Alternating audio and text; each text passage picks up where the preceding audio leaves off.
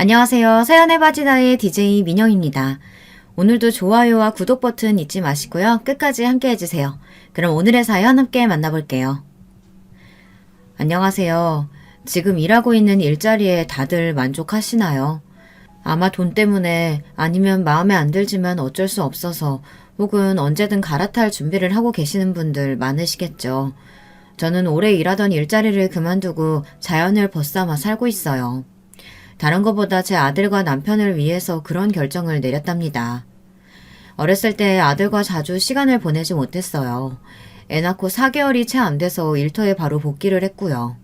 아이는 주로 친정 부모님과 시터가 봐주곤 했습니다. 오랜 시간 몸담았던 일터였기 때문에 제 일에 대한 사명감은 아무도 말릴 수 없을 정도로 컸어요. 어렵게 올라간 제자리를 누군가에게 내주는 건 제 자존심이 허락하지도 않았고요. 서비스직이라는 게 원래 자기를 갈아서 다른 사람의 삶의 질을 높여주는 건데 사실 그렇게 하다 보니까 내 삶이 무너져 가더라고요. 일에 그렇게 미칠 거면 가정을 이루면 안 됐었는데 전 세상의 모든 워킹맘들에게 정말 존경심이 생길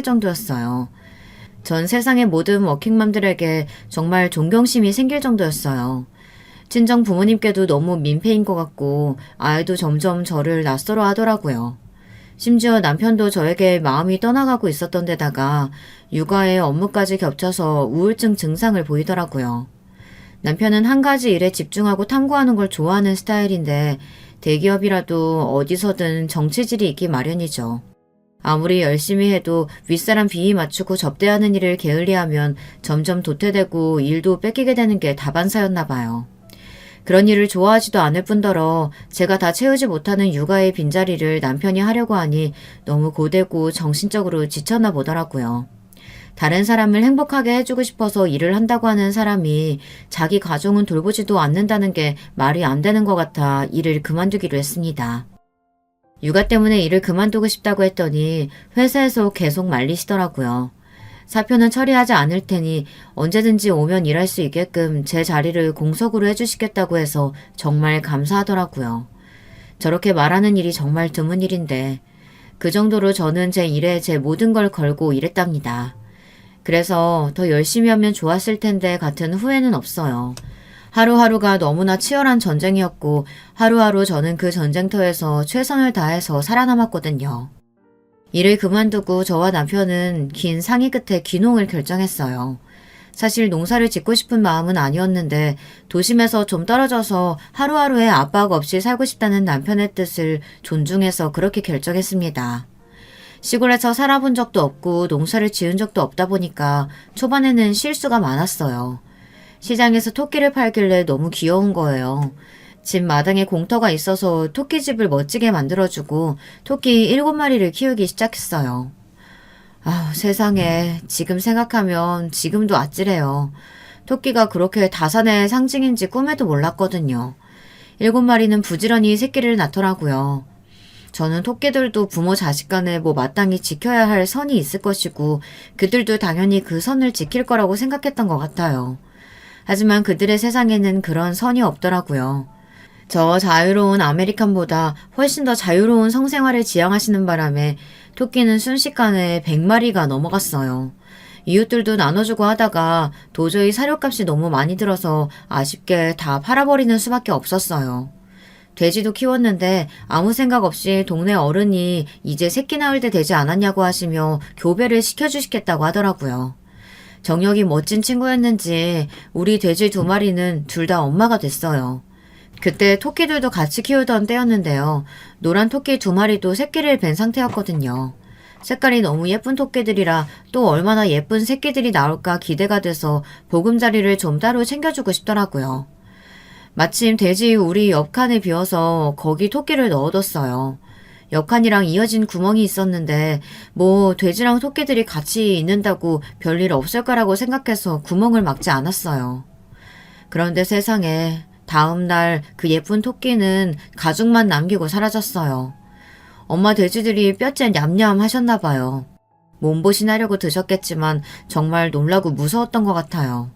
아들이 충격받은 것 같아 돼지는 잡식동물이라고 가르쳐줬지만 사실 제가 더 충격을 받았던 것 같아요. 돼지들이 드디어 출산하는 날이 됐어요. 근데 돼지들이 알아서 새끼를 낳을 줄 알았는데 그게 아니라 사람이 옆에서 새끼들을 받아주고 엄마 돼지에게 깔려 죽지 않도록 챙겨줘야 한다고 하더라고요. 남편이랑 저는 밤새 돼지 산파가 돼서 열심히 새끼들을 받았어요. 아들도 저희가 밤새도록 돼지한테 붙어 있으니까 우리 옆에 평상에서 잠들었다가 구경했다 또 잠들었거든요. 근데 일어나더니 엄마 귀가 간지러워요. 아, 이게 뭐야?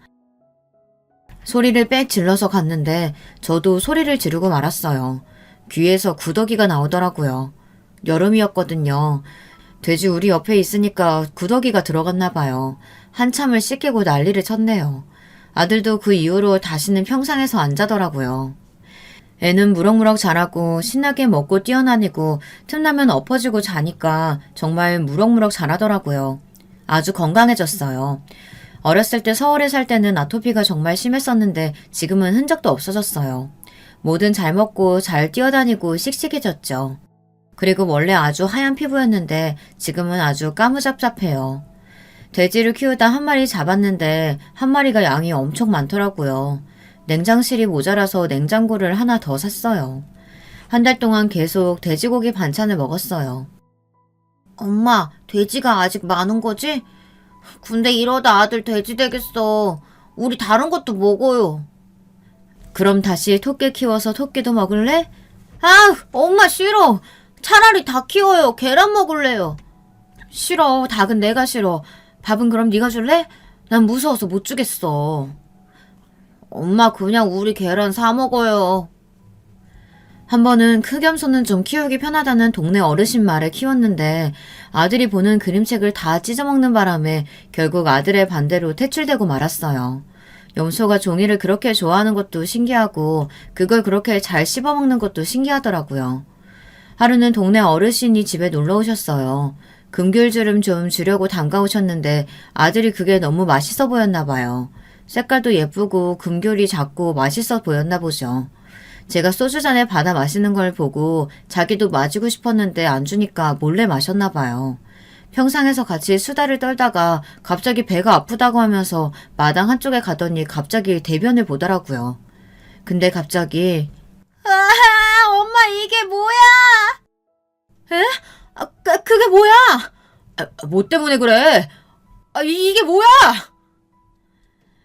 온 집에 비명소리만 나니 옆집 할머니가 놀라서 오셨더라고요. 이게 어디서 나왔노? 이거 회충이네, 회충!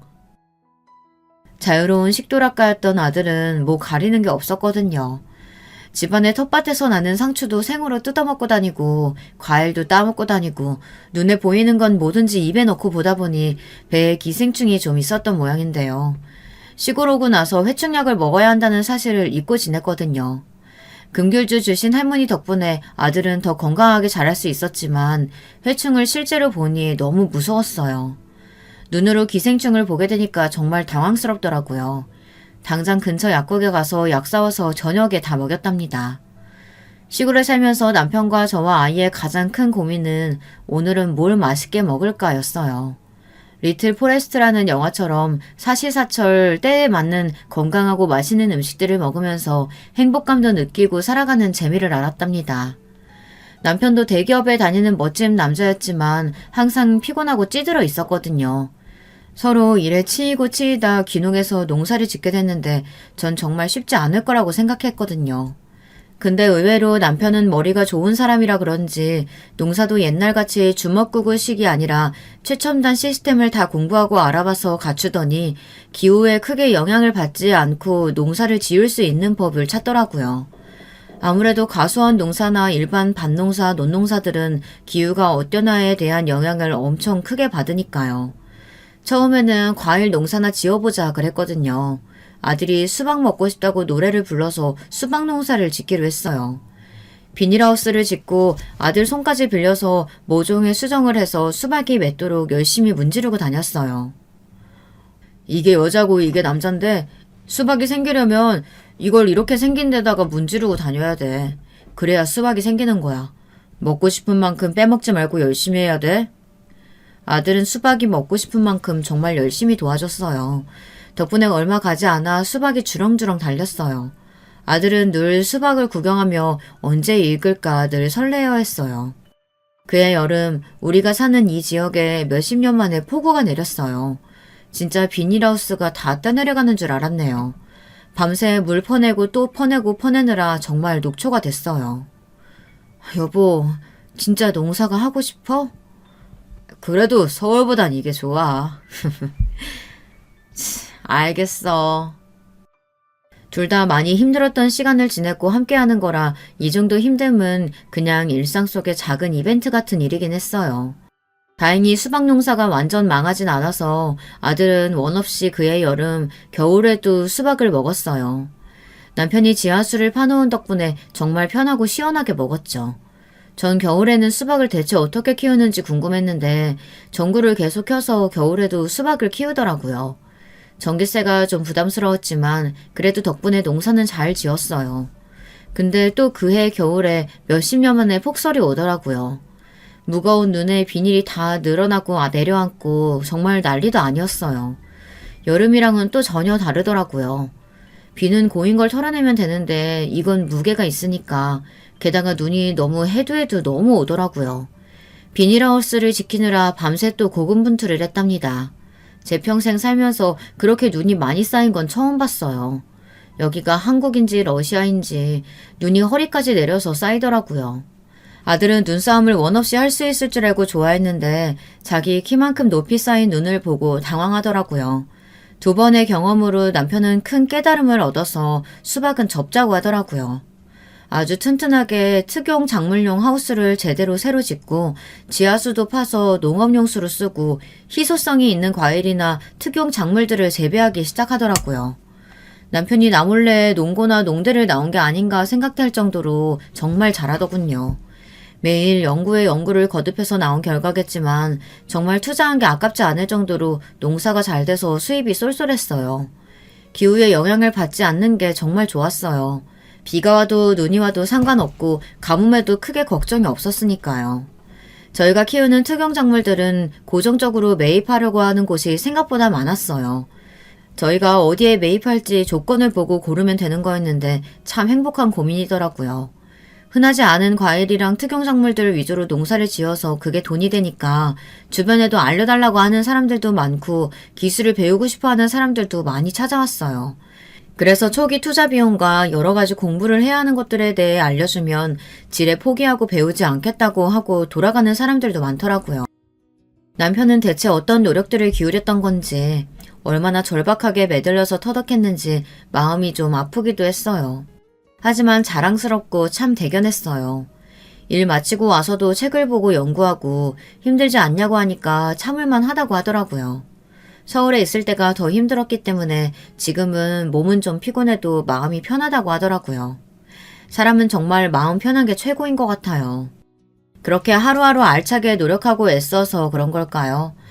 요즘은 이런 농사가 뜬다며 특용작물을 키우는 사람들을 찾아와서 촬영을 하더라고요.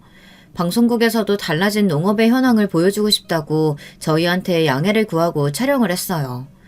저랑 남편이 농사짓는 모습이 방송에 나갔는데 그 방송이 여파가 대단하더라고요. 여기저기서 농사짓는 법을 배우고 싶다는 문의랑 찾아오는 사람들도 많았고 심지어 한동안 바빠서 제대로 얼굴도 못 보고 살던 남편의 동생, 그러니까 서방님이 갑자기 귀농을 하겠다고 우리를 찾아왔어요. 콧대 높은 동서와 함께요. 동서는 세상 부족한 게 없는 집안에서 태어나서 험한 일은 한 번도 해본 적이 없는 사람이라고 들었는데 직접 보니 그냥 공주님이 평민들 사는 거 구경하려고 온 것 같은 모습이더라고요. 아무 조사도 없이 갑자기 귀농하겠다고 하는 게 너무 섣부른 판단 같아 우리 부부는 서방님 부부를 말렸는데요. 도리어 걱정 말라고 하더라고요. 저희 집 근처에 집을 사서 이미 내려왔다고 하며 자기도 노력할 테니 농사 짓는 방법을 좀 가르쳐 달라고 하더라고요. 남편은 갑자기 왜 농사를 지으려고 하냐고 했는데 사실 서방님은 정말 잘 나가는 수입차 딜러였거든요. 돈도 많이 벌고 잘 나갔었는데 밑에 사람이 잘못 들어온 거예요. 마음고생을 아주 톡톡히 했나 보더라고요. 딜러가 아니라 거의 사기꾼이었는데 처음 일주일간은 열심히 일 배우고 조용했대요.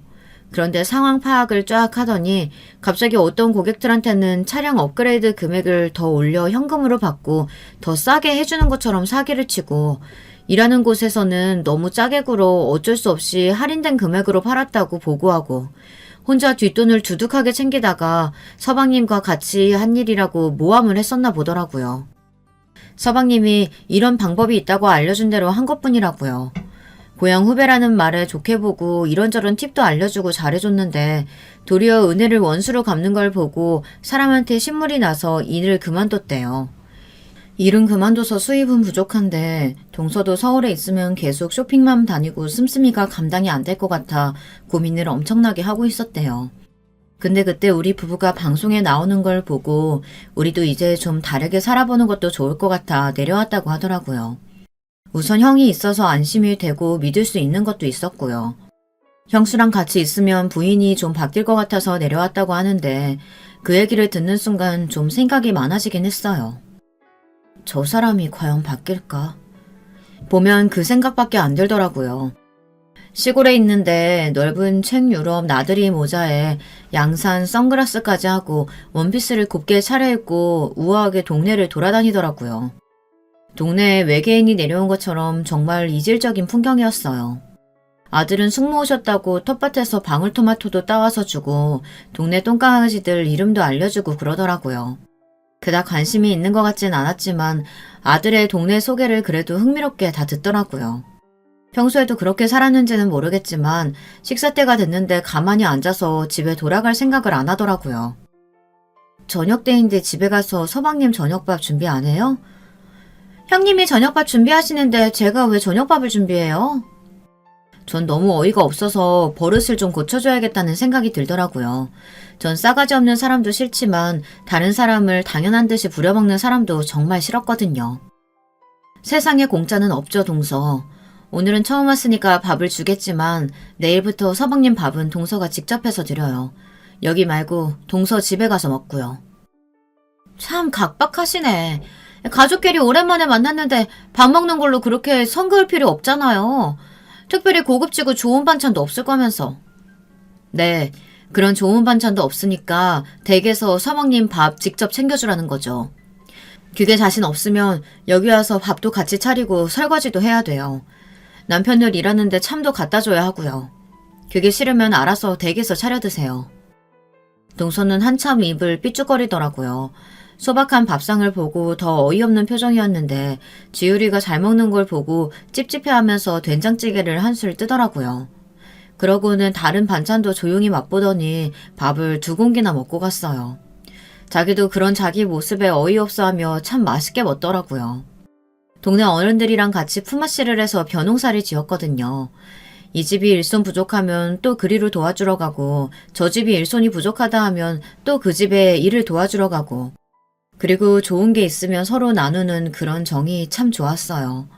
좋은 마음으로 지은 쌀이라 그런 건지 땅에 지기가 좋은 건지 쌀이 정말 너무 맛있더라고요. 밥에 찹쌀을 넣지도 않았는데 왜 이렇게 밥에 윤기가 돌고 찰기가 있는지 신기하더라고요. 서울에서도 좋은 쌀이라고 해서 품종쌀을 비싼 돈 주고 사 먹었는데 직접 키운 이 쌀로 지은 밥은 정말 꿀맛이거든요. 또 집 앞에 텃밭으로 키운 마늘과 양파로 만든 장아찌, 마늘종 볶음, 또 집안에 텃밭에서 딴 가지로 만든 가지볶음, 키운 돼지로 만든 돼지고기 주물럭, 텃밭에서 갓 따온 상추, 오이랑 쌈장, 금방 무친 겉절이까지. 아들은 맛있죠? 맛있죠? 를 연발해서 물어보더라고요. 원래 입맛이 까다로우는 편인데 배도 고팠고 형님 체면을 봐서 많이 먹은 거라고 되지도 않은 변명을 하더라고요. 밥을 하기 싫은 건지 밥이 너무 맛있었던 건지 동서는 거의 아침 빼고 점심 저녁은 무조건 우리 집에서 해결을 하더라고요. 그래서 텃밭에서 마늘종도 뽑아오고 방울토마토, 오이도 따오라고 시켰어요. 처음에는 벌레 한 마리도 못 잡고 소리를 질러 지우리가 잡아준 적도 있고요. 자주 벌이 날아다니다 붙는 바람에 맨날 소리만 지르길래 닭 우는 소리를 내면 닭이 도망간다고 알려줬는데 효과가 좀 있었나 봐요. 뜬금없이 닭 울음소리가 계속 들려서 보면 덜덜 떨면서 꽃기워하는 동서가 보여 한동안 많이 웃었답니다. 마을 어른들 집에서 품앗이 할 때도 같이 데리고 갔고요. 처음에는 피부가 타면 어떡하냐며 난리도 치고 벌레가 붙어서 비명도 지르고 난리도 아니었어요. 근데 조금 지나고 다른 사람들도 영 반응이 없으니까 혼자서 벌레도 툭툭 잘 털어내더라고요.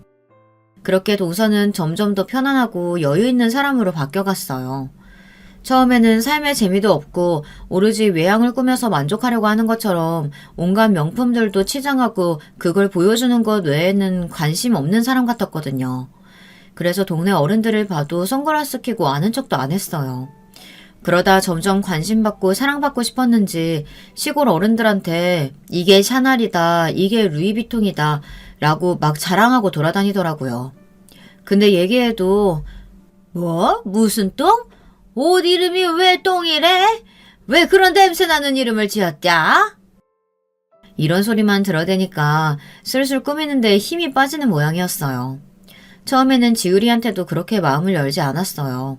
시골 똥강아지 대하듯이 적당히 외면하고 적당히 귀찮아했었는데 점점 친해지고 손도 잡고 같이 동네를 돌기도 하고 사이좋게 지내더라고요.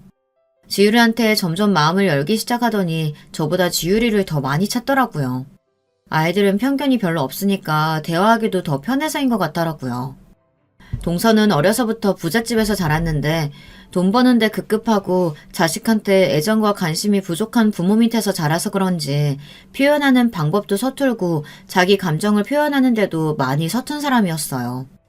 그래서 하나하나 음식 만드는 방법도 알려주고 어른들 대하는 방법도 알려주고 그랬어요. 처음에는 아래 것들 보듯 선글라스를 살짝 내리면서 눈을 내리깔고 저를 보곤 했었는데요. 점점 웃기도 하고 눈을 맞추고 자기 얘기도 하기도 하더라고요. 요즘은 사는 게 조금 덜 지루하다고 하는데 그제야 좀 안심이 됐어요. 서방님도 남편을 열심히 도와주고 기술도 배우고 농사 노하우도 익혀가고 있더라고요. 처음 왔을 때보다 밥을 잘 먹어서 그런지 살도 좀 붓고 마음이 편해서 그런지 잠도 잘 자고 마음이 정말 많이 편해졌대요. 그리고 결정적으로 저희 집에서 밥을 먹는 게 너무 좋다고 하더라고요. 일 다닐 때도 동서가 음식을 못하니까 거의 반찬을 사서 먹거나 배달 음식을 먹었는데 입에 물릴 대로 물려서 집밥 먹고 싶은 마음이 간절했대요. 사실 우리 밥상에 수저 2벌도 놓으면 되는 일이긴 한데 반찬 차리려면 아무래도 더 신경 쓰이는 건 있지만 별 수 있나요? 제 복인가 보다 하고 늘 밥을 차렸습니다. 밉상이던 동서도 이제는 수저도 놓고 상추도 잘 뜯어오고 무엇보다도 함께하는 즐거움을 알아가는 것 같아 좋아 보이더라고요. 우리 남편도 일손이 생기니까 일도 편하고 더 좋아하고요. 지금처럼만 살아가면 하루하루 웃으면서 참 좋겠다 싶었는데 갑자기 생각지도 못한 상황이 생겼어요. 방송국에서 다시 취재가 왔어요. 형제가 같이 일하면서 특용작물 농사를 짓고 있는 모습을 찍어서 젊은 사람들에게 농업을 장려하려는 취지로 방송을 좀 내고 싶다고 하더라고요. 근데 참을 주러 간 동서도 같이 찍혔더라고요. 꾸미지 않고 편하게 있던 동서는 생각지도 않게 날벼락을 맞아버렸습니다. 친정에서 엄청난 연락들을 받은 거였어요. 너 그 꼴이 대체 뭐냐? 내가 그 꼴 보려고 너 그렇게 키운 줄 알아? 김서방이 그렇게 됐으면 얘기를 했어야 할 거 아니야? 아침 방송보다 갑자기 네가 나왔는데 내 눈을 의심했다. 내가 뭐라 그랬냐? 언제 어디서든 품위를 유지해야 한다고 했는데 거짓골을 하고 그런 방송에 나왔어. 집안 망신을 시켜도 유분수지. 언니, 내가 희정이한테 연락받고 얼마나 놀랐는지 알아? 걔가 언니 방송 나온 거 캡처까지 해서 나한테 보냈다고. 혹시 다른 애들이 또 언니 알아볼까봐 내가 얼마나 가슴 졸였는지 아냐고. 희정이 그 지집에 입 틀어막느라 내가 돈을 얼마나 썼는지 몰라. 지금도 손이 떨려. 왜 날 이렇게 쪽팔리게 만들어? 원래 상태대로 돌아오기 전까지 절대 서울 올라오지 마. 아는 척도 하기 싫으니까. 동서는 원래 여린 사람이었던 것 같아요. 집안 식구들한테 온갖 가스라이팅을 당한 동서는 다시 흑화한 것처럼 어울리지도 않은 복장에 온통 시크하고 도도한 말투로 자신을 중무장했더라고요. 다 같이 밥 먹는 자리에서도 반찬 투정하고 이런 풀떼기 말고 제대로 된 밥이 먹고 싶다고 짜증을 내더라고요. 서방님이 달래봤지만 원래 나는 이런 인간이었던 거 잊었어? 호텔 뷔페 정도는 먹어줘야 기분이 좀 풀리겠는데 오늘 먹으러 가자. 난 꼭 오늘 먹어야겠어. 하고 계속 투정을 부리더라고요. 호텔 뷔페란 말에 지유리는 눈이 반짝거렸어요. 한창 농사철이라 일손도 부족하고 바쁜 상태였는데 호텔 뷔페에 데려다 달라는 말에 서방님이 정말 곤란해 하더라고요. 대화는 끝날 기미가 보이지 않고 지유리도 계속 숙모랑 가고 싶다고 난리였어요. 거기 맛있는 거 많아요? 엄마, 나 맛있는 거 먹고 싶어요. 김지율, 세상에서 엄마 밥이 제일 맛있다고 할 땐 언제고 맛있는 거라니. 엄마 밥도 맛있는데 숙모가 정말 새로운 맛있는 것들 많다고 하잖아요. 한 번만 가보면 안 돼요? 네? 사실 니네 엄마 밥보다 훨씬 맛있지. 5성급 호텔 밥을 시골 풀떼기 밥이랑 어떻게 비교를 해? 난 내 밥이 5성급보다 훨씬 맛있다고 생각하는데. 그리고 호텔밥 질리도록 먹었는데 난 내가 만든 밥이 훨씬 더 맛있어요. 지금 애 앞이라고 헛붕 떠시는 거예요? 그런 근자감은 대체 어디서 나오는지 모르겠네. 그건 아니죠. 그리고 형님이 호텔밥을 어떻게 질리도록 먹었겠어요. 어이가 없네. 순간 대놓고 무시하는데 저도 모르게 화가 나더라고요. 그럼 이왕 이렇게 된 거 호텔 뷔페 먹으러 갑시다 그럼. 제대로 보여줄 테니까. 아니 여보 괜찮겠어? 호텔 가려고? 걱정 마. 지율이도 너무 가고 싶어 하니까 예약하고 갔다 오지 뭐. 동서 2시간 후에 집으로 와요. 내가 운전해서 갈 테니까. 동서는 이게 웬일인가 하는 눈빛이었지만 한창 바쁜 시기라 곤란해하는 서방님과 남편을 보니까 이 방법밖에 없다는 생각이 들었어요. 동서가 한번 난리치면 누가 알아줄 때까지 하는 스타일이라 참교육이 정말 필요하다는 생각이었거든요. 항상 시골에 있느라 잘 꾸미지 않았지만 오랜만에 호텔에 가는데 제대로 갖추고 가고 싶더라고요. 화장은 심플하고 단정하게만 하고 옷에 힘을 좀 줬어요. 예전에 직장 다닐 때 중요한 자리에 갈 때만 입던 유명 브랜드 옷을 입었어요. 유행을 타지 않는 스타일을 산 게 신의 한 수였더라고요. 오랜만에 구두 신고 운전하려니 살짝 설레기는 하더라고요. 동서는 제 옷차림을 보고 시골 아줌마가 웬일이야 하는 눈빛이었어요. 호텔 간다고 짭까지 걸치고 나오셨네. 보는 안목이 그렇게 없어서 어떡해요. 내가 중요한 자리에만 입고 나가는 샤넬 2018 SS 시즌 옷인데.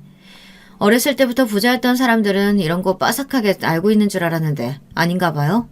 동서도 안목 좀 키워요. 진짜를 알아보는 안목. 지율이는 엄마 예쁘다고 평소에도 이러고 다니라고 했지만 시골에서 텃밭 가꾸기 바쁜데 그냥 웃기만 했어요. 지율아, 네 엄마가 이렇게 멋진 사람이란 것만 네가 알고 있으면 돼. 동서는 뒤에서 궁시렁거리며 콧방귀를 뀌었지만 전 상관없었어요. 호텔에 들어서는데 오랜만에 오는데도 남의 집 같지 않고 아주 익숙하더라고요.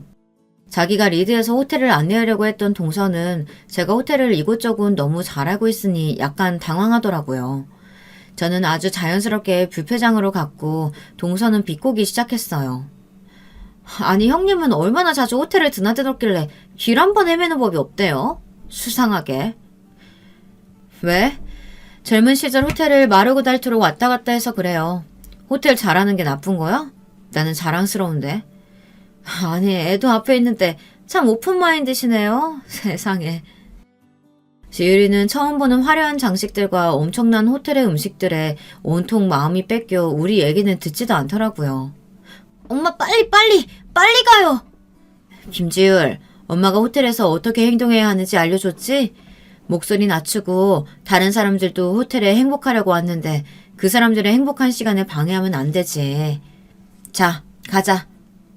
지율이는 그릇에 자기가 먹고 싶은 것들을 한가득 담아왔어요. 랍스타에 초밥에 TV에서 보고 입맛만 다셨는데 오늘 소원 성취하는 날이더라고요. 5접시나 가져와서는 마음이 급한지 손으로도 먹고 옷에도 흘리고 난리가 났어요. 맛있는 거 먹는 날이니 그러려니 했는데 동서가 큰 소리로 화를 내더라고요. 저를 쳐다보면서 정말 불쾌하고 경멸한다는 눈빛으로 아니 이렇게 더럽게 먹으면 어떡하자는 거야. 사람들이 다 쳐다보잖아. 아 진짜 더러워서 같이 못 먹겠네. 지 엄마 닮아서 교양이 없네. 교양 있게 먹으라고. 동서 목소리가 너무 커서 도리어 이목이 다 집중되더라고요. 흑화된 동서는 또 막말을 퍼부어대고 있었어요.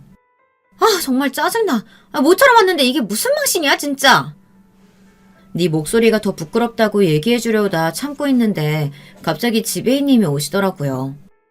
안녕하십니까 총지배인님. 정말 오랜만입니다. 여기서 이렇게 뵙다니 정말 영광입니다. 다른 거 더 필요한 건 없으십니까? 네, 정지배인님 안녕하세요. 잘 지내셨죠? 오랜만에 왔는데 소란을 떨어서 죄송합니다. 아이가 호텔 뷔페를 처음 이용해서 많이 서툴러요. 제가 교육을 시켰는데도 음식이 너무 맛있다고 이렇게 급하게 먹네요. 처음 오면 다 그럴 수 있죠. 저도 처음 왔을 때 정신없이 먹기만 했던 기억이 있습니다. TV에서 봤는데 그 남편분이랑 같이 농사 짓고 계시던 거 맞으시죠? 그래서 그런지 아이가 정말 건강하고 활기차 보여요. 총지배이님이 예전에 여기서 일하실 때도 정말 멋있으셨는데 화면에서 보니까 정말 빛이 나시더라고요. 저도 나중에 그렇게 살고 싶습니다. 혹시 더 필요한 거 있으시면 말씀해 주세요. 처음 호텔을 방문한 아드님을 위해서 주방장님이 특별히 케이크 만들어 주시겠다고 하십니다. 부디 맛있게 드셔주세요. 엄마 아는 사람이야? 와, 케이크 준대? 옛날에 같이 일하던 직장 동료 아저씨야. 그러니까 지율이가 점잖게 행동해줬으면 좋겠어. 안 그러면 엄마가 너무 부끄러워. 엄마가 지율이 때문에 저 아저씨랑 사이 안 좋아지면 지율이도 좋겠어? 엄마 미안. 조용히 맛있게 먹을게요. 케이크도 감사히 먹겠습니다. 아니 잠깐. 케이크고 뭐고. 진짜 여기 호텔 총지배이님이 형님이라고요? 말도 안 돼. 말도 안 되는 소리 하네. 이거 너무 짜고 치는 고스톱 아니야? 내가 젊은 시절에 호텔을 자주 다녔다고 했잖아. 나는 여기 호텔리어였어. 오랜 시간 동안 저는 호텔업계에 종사했습니다. 사실 호텔 일이 겉으로 보면 화려하고 아름답지만 그 이면에는 정말 많은 사람들의 희생과 노력으로 돌아가고 있는 곳이거든요. 정말 바쁘고 힘들고 호텔 경영 쪽에 원서를 넣었던 저는 수능을 치고 얼마 안 돼서 호텔 뷔페 서빙 알바를 한 적이 있어요. 무겁고 고급스러운 수많은 식기들, 화려한 음식들도 가득한 게 정말 신기했어요. 또 호텔에서 일하려면 용모가 없이 단정해야 하더라고요. 고객들한테 위화감을 줄 수 있는 장신구들은 다 빼야 하고 어색한 올백머리에 머리망으로 올림머리까지 해야 하더라고요. 그리고 스타킹에 단화, 정장, 바지까지 그리고 정말 빡센 업무 강도도 그랬었지만 뭔가 관리자들의 은근한 텃세, 알바생을 무시하는 말과 행동들까지 조금 기가 죽고 참 힘들었어요. 그런데 호텔에 오는 사람들의 설레는 마음, 좋은 곳에 와서 느끼는 행복감까지 덩달아 저도 행복해지더라고요. 방문하는 사람들에게 좋은 추억을 만들어줄 수 있는 일이 참 멋지게 생각됐어요. 물론 예기치 않게 걔 진상씨들이 오는 바람에 정말 죽방을 날리고 싶은 날도 많았지만 알바를 하면서 여기서 일하면 매일매일 나도 행복하지 않을까 하는 생각을 했어요. 그래서 무역 쪽으로 갈까 하다가 호텔 경영으로 진로를 정했어요. 전 한번 정하면 끝장을 보는 스타일이거든요. 학교에 다니면서 최대한 많은 자격증을 따두려고 애썼어요. 주조 자격증, 바리스타 자격증, 관광 통역 안내사, 컨벤션 기획사, 국제 바텐더. 자격증은 셀 수 없이 많았고 좀 지치기도 했지만 새로운 걸 배우는 재미도 쏠쏠하더라고요. 계속 아르바이트도 하고 공부도 하면서 외국에는 호텔도 경험해보고 싶다는 생각이 많이 들더라고요. 그래서 외국에 가보자 찾아보니 세계 최고의 호텔 경영 학교는 스위스에 있더라고요. 그런데 학비도 세계 최고라는 게 문제였어요. 어학 능력이 부족하면 다녀야 하는 기간도 길어지고 학비가 제가 도저히 감당할 수 있는 정도가 아니더라고요. 2억이 넘어가는 학비는 제 숨을 턱 막히게 했어요. 그런데 어학 능력이 되면 더 다니는 기간도 줄어들고 학비도 8천만 원대로 줄일 수 있다고 하더라고요. 어렸을 때부터 아르바이트를 하면서 돈을 모았고 절약하며 살았지만 8천만 원은 저한테 쉬운 돈이 아니었어요. 그래도 꼭 꿈을 이뤄야겠다는 생각뿐이었고 돈을 벌려면 장사밖에 없다는 결론이 나더라고요. 그래서 여동생이랑 옷 쇼핑몰을 열었어요. 여동생이 정말 옷 버는 센스 하나는 타고났고 스타일이 확고했는데요. 그게 먹혀서 아름아름 소문이 나더라고요. 지금 다시 하라고 하면 못할 것 같아요. 꿈과 목표가 확실했기 때문에 할 수 있는 일들이었죠. 새벽에 옷을 떼려고 이리저리 돌아다니고 있으면 정말 이게 무슨 짓인가, 내가 꼭 이렇게까지 해서 스위스를 가야 하는 걸까, 그런 생각이 많이 들더라고요. 근데 또 남들 다 자는 시간에 열심히 일하고 돈 벌려고 하는 사람들이 정말 많았어요. 혼자가 아니라 더 힘낼 수 있었던 것 같아요. 여동생이랑 제가 번갈아 가면서 모델도 하고 사진도 찍고 참 애썼답니다. 남는 시간에는 무조건 영어 공부만 죽어라 했어요. 결국 돈을 모았고 스위스 호텔 학교를 갔어요. 죽어라 공부해서 갔지만 영어가 사실 좀 어설펐는데 필리핀 친구들이랑 친해져서 생각외로 빨리 늘었던 것 같아요. 스위스에서 학사 학위를 취득하고 스위스 한 호텔에서 인턴십을 시작했어요. 스위스는 다들 아시다시피 정말 이쁜 자연환경을 가지고 있어요. 살면서 꼭 한 번은 가봐야 하는 관광지랄까요? 스위스는 스키장이 같이 있는 호텔도 꽤 있어서 새로웠어요. 그런데 멋진 풍경도 좋고 최고의 관광지지만 가장 멋졌던 건 호텔에서 일하는 사람들의 태도와 마음가짐이었던 것 같아요. 내 호텔에 대한 자부심과 정말 최선의 준비를 한 것에서 나오는 자신감, 가진 자의 여유라고 해야 할까요? 우리가 최고라는 자부심을 가지고 일할 정도면 대체 얼마나 열심히 손님을 맞을 준비를 하고 완벽을 기했기 때문일까 하는 생각이 들더라고요. 스위스에서 마친 인턴십 기간 동안 나는 저렇게 자부심을 느낄 수 있는 호텔에서 일하고 싶다는 생각이 간절해지더라고요. 좀 부족한 호텔이라면 내가 꼭 최고의 호텔로 만들어야겠다는 다짐을 했어요. 내가 일할 직장은 내가 고른다고 생각하고 점잖게 차려입고 여러 호텔을 방문해봤어요. 그러다 참 내가 봐도 참 예쁘다, 다시 또 오고 싶다 생각했던 게 지율이랑 방문했던 지금의 호텔이었어요. 정말 열심히 면접 준비를 해서 합격할 수 있었죠. 일하면서 느꼈던 건 일하면서 자신이 하는 일을 좋아하고 보람을 느끼는 게 가장 중요한 것 같아요. 다른 사람이 호텔에 와서 행복해하는 걸 보면서 내가 행복하다는 감정을 이해 못하는 사람들도 많더라고요. 그래서 집에 귀한 손님이 오기 전에 음식이랑 청소랑 여러 가지 세심하게 신경 써서 준비했는데 손님이 그 대접을 받고 너무 좋아하면서 사진도 찍고 잊지 못할 추억이 생겨서 너무 좋다고 말해줘서 제가 뿌듯함을 느낀다는 건 이해가 가냐고 하니까 이해가 간다고 하더라고요. 그것과 같은 감정이라고 하니까 대다수는 조금 이해가 가긴 하는데 그 뿌듯함 때문에 계속 호텔에서 일하는 건 쉽지 않을 것 같다고 하더라고요. 그래서 그런 걸 좋아하는 내가 여기서 일하나 보다 했어요. 겉보기에 괜찮아 보여서 호텔에 입사했는데 생각보다 자신한테 요구하는 게 많다고 느끼고 짜증을 내는 친구들도 많이 봤고 앞에서는 친절한 척 하다가 뒤에서는 정색하고 지쳐하는 친구들도 많이 봤어요. 어느 직장이든 힘든 점도 있고 내가 극복해 나가야 하는 것도 다 있는 법인데 서비스 마인드가 없으면 정말 힘든 직업이긴 해요.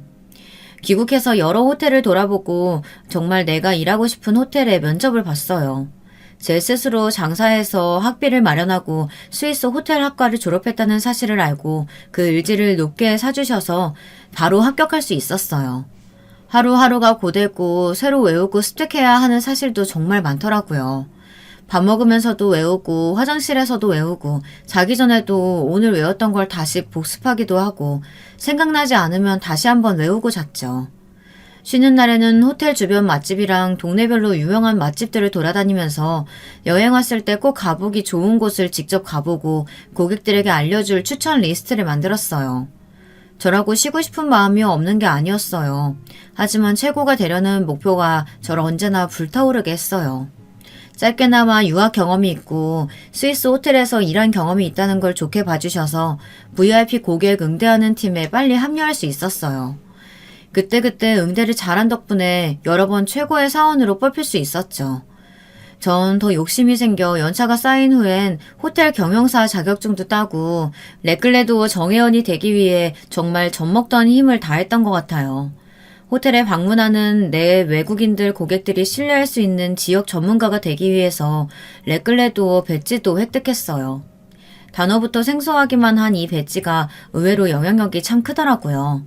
컨시어즈는 고객 편의를 위해 호텔에서 총괄하는 서비스를 담당하는 직원인데 그 중에서 레클레도어는 세계 컨시어즈 협회 심사를 통해 골든키를 받은 베테랑 호텔 컨시어즈를 뜻해요. 국내에도 30명밖에 안 되는 숫자예요. 정말 심사가 까다로운데 저 때문에 다른 직원들도 저 배지를 실제로 딸 수 있는 거구나 하며 도전하는 사람들이 생기더라고요. 호텔에 오시는 VIP 분들도 레클레도어 직원이 있다고 들었는데 안내받을 수 있냐는 문의가 들어올 때도 많더라고요. 저 배지가 생긴 덕분에 승진도 하고 정말 초고속으로 빠르게 VIP 고객 전담팀의 책임자가 됐어요. 저는 동기부여하는데 귀신이었거든요. 직원들 안내 교육도 다시 해주고 제가 그동안 모아왔던 방대한 자료들도 오픈했어요. 저를 시기하는 사람들도 있었는데 우린 한 팀이니까 꼭 잘해보자는 그 마음에 직원들도 슬슬 움직여주더라고요. 전 상벌이 확실한 타입이라 응대를 잘한 직원에게 상품권을 주고 자유휴식권도 주고 여러 가지 혜택들을 줬어요. 훨씬 더 생기있게 움직이게 되더라고요. 직원들이 정말 모르는 게 없다, 참 친절하다, 미소가 진실됐다 등 예전보다 훨씬 긍정적인 반응들이 정말 많이 늘었어요. 운영이 잘 된다는 소문도 나고 서비스가 예전보다 더 세련되어졌다는 말을 많이 들어서 사장님이 큰 결단을 내리셨더라고요. VIP팀뿐만이 아니라 호텔 전체 서비스에도 새로운 바람이 불기를 원하셨고 전 그렇게 총지배인이 됐어요. 여자 지배인도 흔치 않은데 저는 상대적으로 나이가 그렇게 많지 않다 보니 곳곳에서 이상한 소문도 돌았어요. 전 실력으로 증명하면 된다고 생각해 별로 개의치 않았어요. 스스로를 증명하기 위해서 정말 오래 부지런히 달려왔었는데 지금까지의 내 노력이 다 보상받는 기분이더라고요. 글로 간단하게 줄여서 적어둔 거라 안 믿을 수도 있지만 정말 노력에 노력을 다했답니다. 호텔 평가에서도 서비스가 정말 세심하고 좋다고 좋은 점수를 받아 보너스도 주셨어요. 호텔도 점점 서비스 인지도가 많이 올라가고 업무가 조금씩 익숙해져서 생활에 여유가 좀 생겼죠. 그래서 소개팅한 남자랑 결혼을 했는데 지유리가 태어난 거예요. 근데 제가 건강하게 낳아주질 못했는지 아토피에 갖은 진병을 다 갖고 있더라고요. 친정엄마가 봐주셨지만 공동육아하는 남편도 너무 힘들어해서 결국 일을 그만두고 육아와 남편 농사일을 돕고 있는 지금의 제가 된 거랍니다. 그런 저를 알아봐주신 지배인님이 저희에게 웰컴 케이크를 보내주신 거고요. 시골 아줌마인지 알았던 제가 이렇게 큰 호텔의 총 지배인이었다는 사실 자체가 동서를 황당하게 한 것 같아요. 시골에서 농사 짓는 남편의 뒷바라지나 하고 있는 사람으로만 봤는데 지금도 남편이 농사일에 몰두할 때 집안의 모든 대소사나 아이 육아 문제 또 이웃들과의 품앗이로 동네 농사 또한 잘 돌아갈 수 있게 하니까 어떻게 보면 집안 경영을 하고 있는 셈이죠. 동서는 아니 그 나이에 어떻게 그런 중요한 직책을 맡을 수가 있어요? 거짓말 아니야? 라고 하더라고요. 그 모든 때와 상황이 잘 맞아떨어진 거였다 보니 전 운명인가 보다 하고 받아들였던 거지 저도 사실은 잘 믿기지가 않더라고요.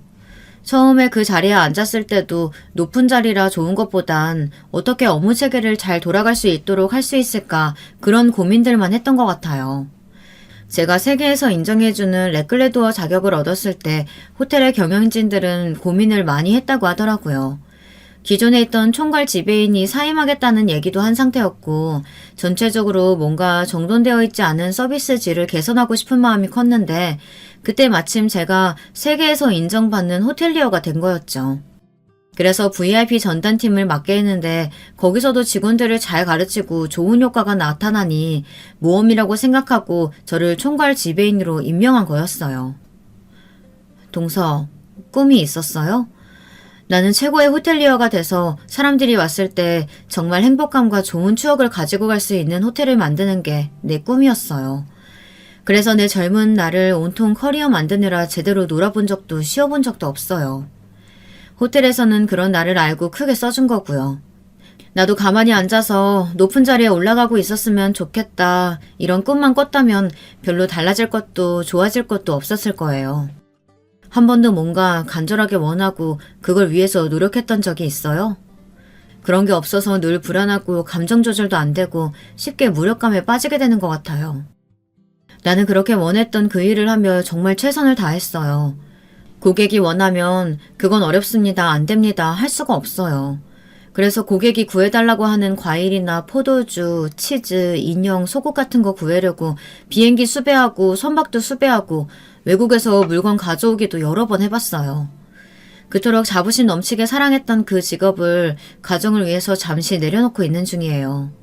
다른 사람들의 행복도 많이 살펴드렸으니 이제는 내 가정의 행복을 챙겨야 할 것 같아서요. 그래서 나는 그 시골에서도 하루 종일 열심히 노력하고 늘 애쓰고 있어요. 더 꽉 찬 행복을 위해서요. 근데 동서는 주변에서 하는 말에 흔들리고 우울해하고 조카에게도 감정적 폭언이나 하고 한동안 동서 얼굴이 정말 밝고 예뻤던 거 알아요? 조금씩 자기 자리 찾아가는 것 같았어요. 본인 집안에서 동서를 뭐라고 하던 그게 뭐가 중요할까요? 동서가 좋아하는 동서의 삶을 살면 좋겠어요. 동서는 한참 말이 없다가 지율이한테 막말한 걸 사과하고 저에게도 다시 사과를 하더라고요. 지율이는 맛있게 먹고 돌아오는 차 안에서 숙모한테 이런저런 말을 계속 붙였어요. 아마 숙모가 말이 없어진 걸 알고 그렇게 했던 것 같아요. 한 이틀 정도 말이 없다가 동서가 사과를 하더라고요. 자기가 그동안 인생을 정말 쉽게 보고 대충대충 산 것 같다고요. 시골에 내려와서 더 편하고 마음도 많이 편해졌는데 이제부턴 자기도 주변을 더 살피고 자기가 더 잘할 수 있는 일을 찾아보겠다고 하더라고요. 그 이후로 동서는 무슨 일이 있든 열심히 하기 시작했어요. 이러다 작물 포장을 하는데 상품 디자인이랑 포장을 바꿨으면 좋겠다고 하더라고요. 안목이 있어서 그런지 정말 고급스러워서 그대로 인터넷 사이트에 올렸더니 주문량이 또 엄청 늘어나더라고요. 서로가 꼭 필요한 존재가 돼서 지금은 정말 최고의 파트너가 됐어요. 가끔 저보다 동서가 더 억척스러울 때가 있고요. 사람마다 그런 최고의 순간이 오는 시간대가 다 다르잖아요. 그 시간이 됐을 때 다들 겁내지도 물러서지도 말고 열심히 싸우셔서 원하는 것들을 다 쟁취하셨으면 좋겠습니다. 젊은 시절에 제가 할 수 있는 최고의 노력을 했다 보니까 전 제 사람의 후회가 일체 없어요. 다만 이제 더 풍요로운 경험과 소중한 것들을 지키기 위해 새로운 일을 하게 된 건데 이런 삶도 정말 배울 게 많고 제가 여유 있어져서 좋은 것 같아요. 여러분들도 늘 삶의 한가운데에서 최선을 다하는 삶의 주인공이 되어서 항상 빛나는 삶을 즐길 수 있게 되시길 바랍니다. 여러분, 두 번째 사연 시작하기 전에 좋아요, 구독 꼭 눌러주실 거죠? 그럼 두 번째 사연 바로 시작합니다. 안녕하세요. 저는 이제 막 50대로 향해 가고 있는 한 가정의 가장입니다. 토끼 같은 아들과 딸도 있고 여우 같은 마누라도 있죠. 유튜브 항해를 하다가 우연히 들어오게 된 사연 채널에서 많은 인생 선배님들의 사연을 듣고 저에게 있었던 웃기기도 하고 어이없기도 했던 사연을 한번 풀어보고자 합니다. 재밌게 들어주시면 감사하겠습니다. 먼저 저의 결혼 스토리부터 말씀드리겠습니다. 저희 부모님은 의류 관련 사업을 하시던 분들이었습니다. 섬유산업으로 유명한 도시에서 터를 잡고 사셨죠. 여러 원단을 거래하시고 사업을 하셨는데 젊은 시절에는 제법 크게 하셨던 것으로 들었습니다. 실제로 어렸을 때 우리 집은 유복한 편이었습니다. 근데 제가 군대를 막 전역하고 20대 중반 대학 졸업을 앞둔 시기가 왔을 때 IMF가 오면서 사업을 정리하시게 됐죠. 저는 그때 영어 공부를 하랴 여기저기 회사 원서를 넣느랴 정신이 없었는데 부모님께서는 그때 결단을 내리시고 그냥 밀린 자금을 다 청산하시고 이제 사업은 그만하겠다 하셨습니다. 그 후로 그저 소일거리를 하시면서 지내셨죠. 가지고 계신 건물 관리만 하시면서요. 청소하기 귀찮으시다고 살던 아파트도 그냥 처분하시고 부모님 소유의 원룸 건물 옥상으로 이사를 가버리셨습니다. 사실 잘하면서도 워낙 남에게 어떻게 보일까에는 관심이 없으시고 본인들 편하게 지내는 걸 좋아하셨기에 많이 부유했음에도 외제차 같은 걸 타본 적도 없고 요즘은 흔하게 보이는 국산 중형차도 타본 적이 없을 정도니까요. 그래서 제 친구들도 아무도 저희 집 형편을 잘 몰랐습니다. 저 역시 딱히 얘기할 필요성을 느끼지도 못했고요. 20살이 넘었던 그때부터 저는 온갖 아르바이트를 해봤어요. 백화점에 가서 구두도 팔아봤고 새벽에 우유 배달을 뛰면서 저녁에는 호프칩 서빙도 했습니다. 그런 아르바이트를 통해 배울 것이 많다는 부모님의 말씀을 따라 저는 그렇게 치열하게 20대를 보냈죠. 그러다가 거의 30살이 될 무렵 아르바이트로 나간 박람회장에서 지금 아내를 만나게 됐습니다. 그 박람회는 친환경 컨셉으로 유기농 먹거리를 홍보하고 시식도 하는 곳이었는데 저는 손님들께 시식을 권하고 유기농 제품을 판매하는 일로 채용이 되었어요. 저와 아내는 옆 부스에서 각자 일을 하다가 서로 말문을 트게 되어 친해졌습니다. 아내는 외국어 전공자였는데 그 박람회에 외국인들도 많이 방문했기에 외국인들과 유창하게 대화를 나누는 아내의 모습이 멋지고 예뻐 보였어요. 항상 출근 시간보다 30분 전에 도착해서 매장을 점검하고 목이 터져라 요령 피지 않고 성실히 일하는 모습이 저 사람을 좀 더 알아가고 싶다는 생각을 하게 되더군요. 저는 박람회 아르바이트 마지막 날 잘 지내라며 인사를 건네는 그녀에게 전화번호를 알려달라고 용기를 내어 고백을 했습니다. 네? 번호요? 밥이나 함께 하게요. 괜찮으시다면요. 그녀는 순간 얼굴이 붉어지더니 저에게 수줍게 번호를 알려주더군요. 그럼 다음에 차 한잔 하자면서요. 만나보니 그녀는 더더욱 멋진 사람이었고 전 그런 그녀에게 반해 그렇게 우리는 연애를 시작하게 됐습니다. 당시 막 회사 신입티를 벗었던 저와 취업 준비 중이었던 여자친구. 우린 참 돈이 없었어요. 그래서 데이트를 할 때도 항상 저렴한 김밥집이나 백반집을 가서 먹기 일쑤였고 가끔은 도시락을 싸와서 동네 공원에 가서 먹기도 했습니다. 항상 비슷한 옷에 서류 가방 하나 덜렁 들고 뚜벅이로 다니는 저에 대해 여친은 아무런 불만도 없었습니다. 알뜰해 보이고 성실해서 좋다고 항상 웃어줬죠. 저는 저의 금전적 배경을 하나도 모르는 상태에서 저를 이렇게 좋게 봐주는 그 사람이 참 좋았습니다. 그래서 조건을 내세워선 시장에 나가면 훨씬 선택지가 많겠지만 이렇게 진심으로 나 하나만 봐주는 사람은 없겠다 싶어서 이 여자와 결혼을 해야겠다고 마음먹었어요. 그 후 저는 다니던 회사를 그만두고 보일러를 다루는 중견기업에 이직을 했습니다. 보일러 쪽에서 나름 유명한 회사였고 연봉이며 복지 모두 전에 회사보다 괜찮았어요. 여자친구는 몇 년을 공부하더니 구급 공무원 시험에 붙게 돼서 동사무소에 출근을 하게 됐습니다. 저는 이제 결혼 얘기를 할 때가 됐다 싶어서 그녀에게 조심스레 얘기를 꺼냈습니다. 그날은 마침 연말이기도 해서 우리는 큰맘 먹고 멋진 레스토랑을 예약해서 스테이크를 썰고 있었죠. 저기 미진아, 있잖아.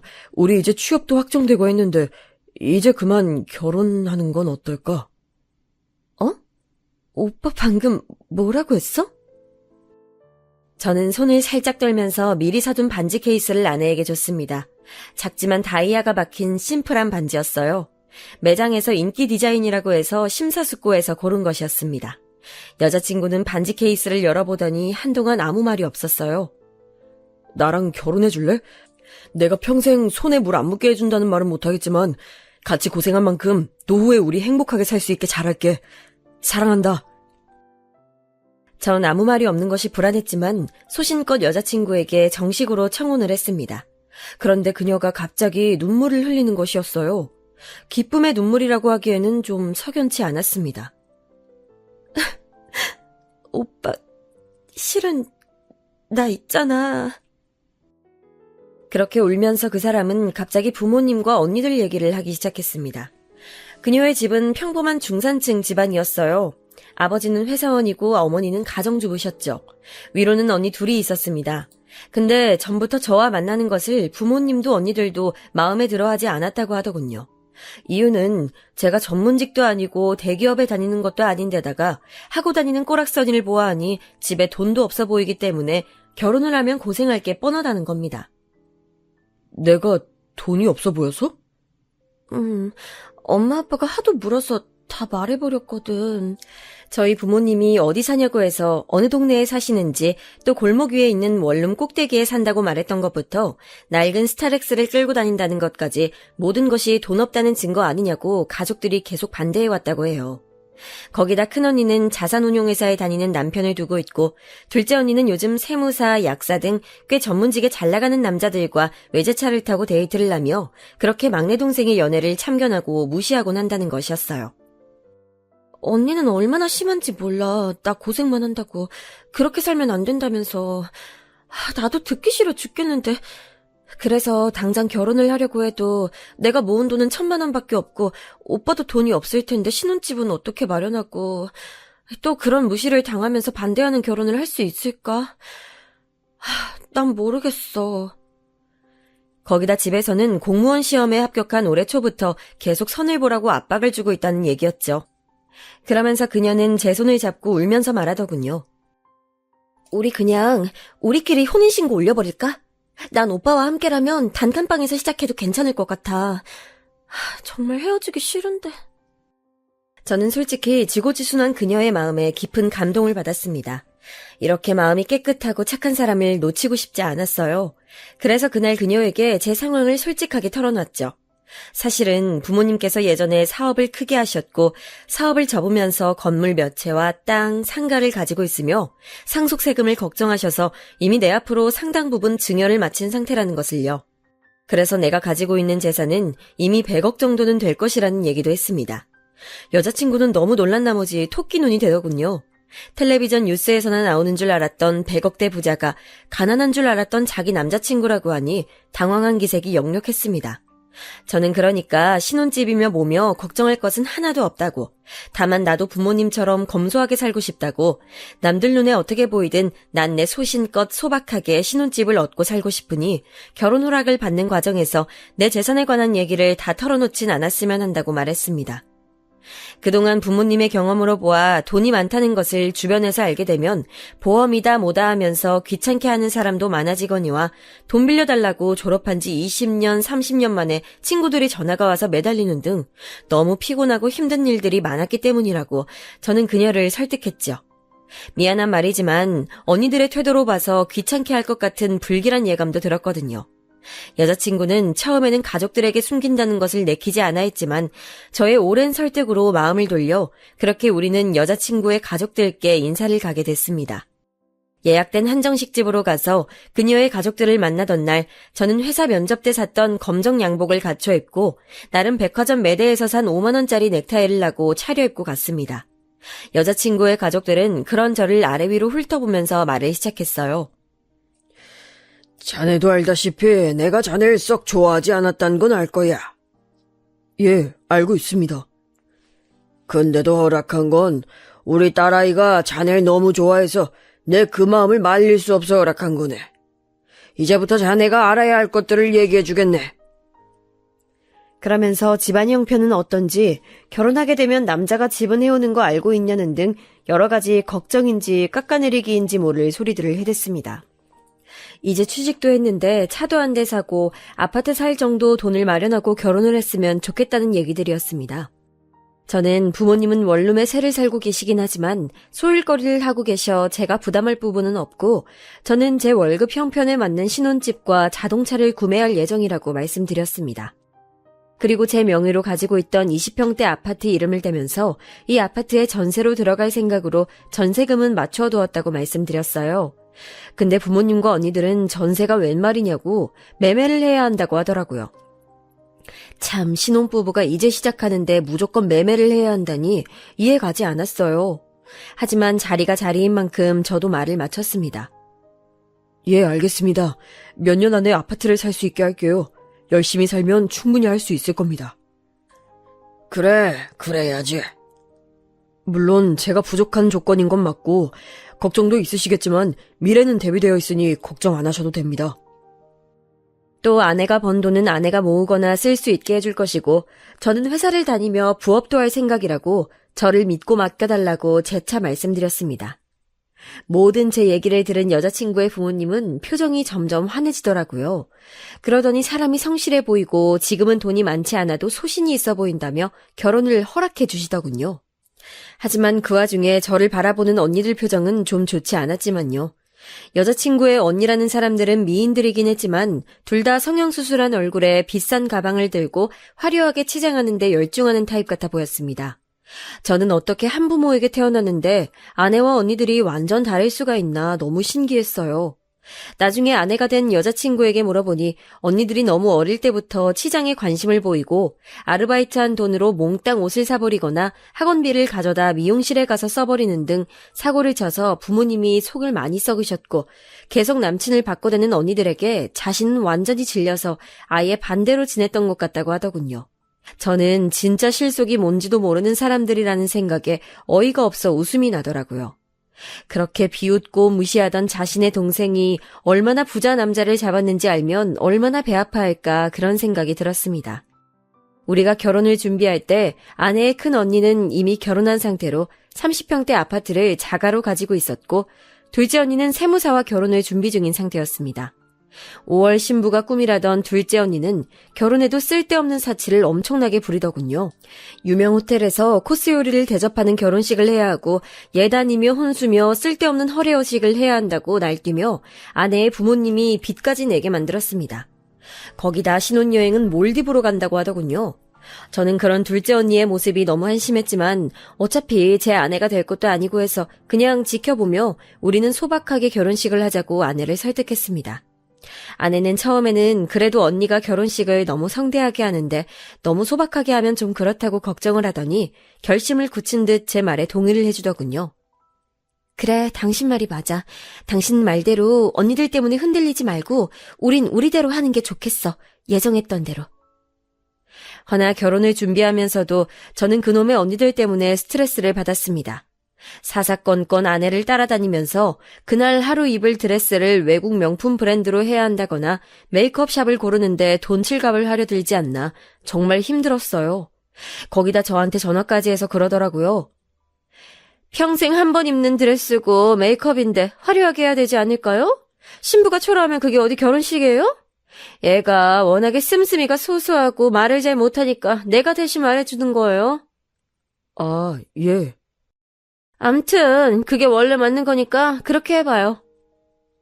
어이가 없었죠. 이건 충고도 조언도 아닌 강요더라고요. 아내는 처음엔 처형들 얘기에 혹하다가도 저와 얘기를 하면서 다시 예산을 수정하고 돈에 맞게 결혼식을 준비하곤 했죠. 그렇게 우리는 특별 할인되는 예식장을 찾아 소박하게 예식을 올렸습니다. 다만 오시는 손님들을 생각해서 식사만은 깔끔하게 잘 나오는 곳을 택했죠. 아버지가 사업하실 때 알던 진짜 부자 손님들도 하객들 중 섞여 있었으니까요.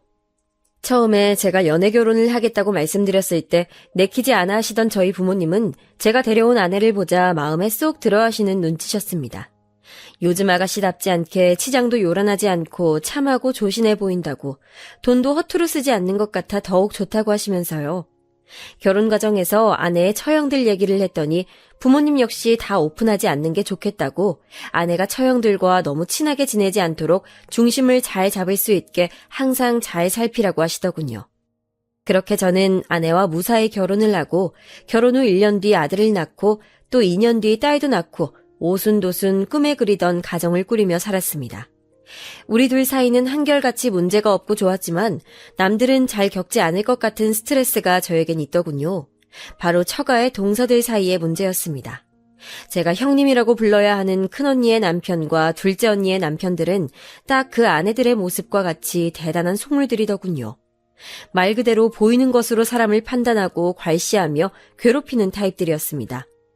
첫째 형님은 자산운용회사를 다니는데 돈을 만지면서 자신이 고객으로 모시는 부자들 이야기를 마치 자신이 부자인 양 으스대기를 일쓰고 업무상 발설하지 않아야 하는 개인사까지도 저희에게 까발리며 부자들의 세계는 이런 것이라는 식으로 항상 대화의 서두를 띄우곤 하더라고요. 말하자면 이런 식이었어요. 자네, 부모들의 재산 수준에 따라서 누리는 문화가 얼마나 다른지 아나? 우리가 영화관 가고 뮤지컬 보고 그런 걸 문화라고 생각할 때 말이야. 그 사람들은 회원권을 산다고. 못 모르는 일반 서민들은 비싼 가방이나 푼돈 모아서 할부로 사면서 내가 명품 걸쳤네, 나도 이 정도면 잘 사는 거 아닐까 생각하지만 말이야. 진짜 부자들은 어차피 그런 가방이나 옷 같은 것들은 그냥 일상적으로 우리가 10,000원, 20,000원짜리 편하게 사듯이 시즌별로 사서 걸치는 것이고 회원권을 산다고. 맞습니다, 형님. 저도 일하면서 그런 사람들 많이 봤어요. 제가 세무사다 보니까 그 사람들이 어디다 돈을 썼는지 다 보이지 않습니까? 차 같은 거 많이 살수록 공제도 많이 되다 보니까 차도 엄청 많이 사고 정말 돈 쓰는 게 상상 초월이더라고요. 주로 회원권이나 그림 같은 걸 일상적으로 사는데 그런 게 보면 볼수록 입이 떡 벌어지더라고요. 유튜브 보니까 백화점을 가도 그런 사람들은 퍼스널 쇼퍼라는 게 있어서 아예 푹신한 소파에 앉아서 다 가지고 오라고 해서 편하게 쇼핑하던데요. 진짜 그들만의 세상이 있다니까요. 그런 골프 같은 것도 너무 대중화돼서 요즘은 뭐 다치잖아. 그런 사람들은 일단 개나 소나 하는 건 싫어하더라고. 부자들은 진짜 아무 옷이나 입어도 태가 달라. 얼굴에서 빛이 난다니까. 막내 동서 자네는 이런 세계는 듣도 보도 못했겠지? 뭐 어차피 자네 같은 서민은 평생 상관없는 세상 일이니 관심도 없겠구먼. 예. 저는 그런 건 잘 몰라서요. 그리고 돈이라는 것은 버는 것도 중요하지만 얼마나 소신 있게 쓰는지가 중요하다고 저는 생각하거든요. 그래, 저게 바로 없는 사람들이 자존심 세우느라고 자기 열등감 감추려고 하는 소리야. 쥐뿔도 없으면서 말이야. 무슨 소신이 있어서 청렴하게 사는 양 저렇게 말을 해요. 참, 요새 신문 배달은 잘 되나? 요즘 세상에 참 아르바이트를 해도 어떻게 그런 걸 하나? 급기야 대화의 끝에는 제가 부업 삼아 하고 있는 신문 배달 일까지 들먹거리며 저를 무시하기 일쑤였죠. 저는 회사를 다니면서 자꾸만 군살이 붙어서 뭘 좀 해볼까 하다가 헬스장 다니는 돈이 비싸게 느껴져서 신문 배달 아르바이트를 하고 있었습니다. 새벽 3시쯤 일어나서 신문 배달 구역을 가면 신문 보급소 분들이 미리 던져놓은 신문 뭉치가 있었어요. 근처 아파트 3-4동과 그 뒤쪽의 단독주택과 빌라촌을 돌아다니며 신문을 주소에 맞게 던지면 되는 일이었습니다. 처음에는 한 신문사 것만 했지만 마침 돌아다니는 저를 본 다른 신문사에서 우리 것도 같이 돌려달라고 말을 해서 저는 2종류의 신문을 돌리고 있었습니다. 비록 매일 시간이 메이는 점은 귀찮긴 했지만 그래도 처음 제 의도대로 운동화를 신고 뛰어다니니 운동 효과는 있더군요.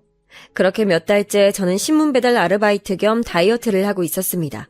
계속 하다 보니 최근엔 발이 아파서 실리콘 깔창도 주문해서 잘 쓰고 있고요.